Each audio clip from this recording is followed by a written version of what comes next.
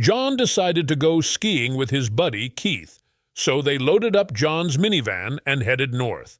After driving for a few hours, they got caught in a terrible blizzard. So they pulled into a nearby farm and asked the attractive lady who answered the door if they could spend the night.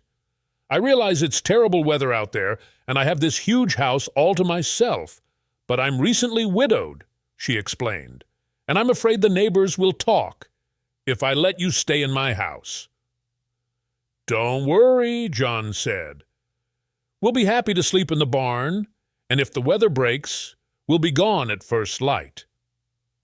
The lady agreed, and the two men found their way to the barn and settled in for the night.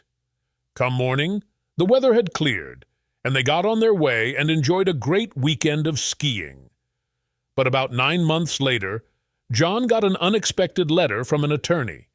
It took him a few minutes to figure it out, but he finally determined that it was from the attorney of that attractive widow he had met on the skiing weekend. He dropped in on his friend Keith and asked, "Keith, do you remember that good-looking widow from the farm we stayed at on our skiing holiday about 9 months ago?"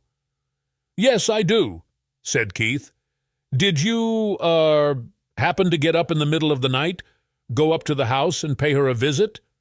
"Well, yes," Keith said, a little embarrassed about being found out. "I have to admit that I did." "And did you happen to give her my name instead of telling her your name?" Keith's face turned beet red, and he said, "Yeah, look, I'm sorry, buddy."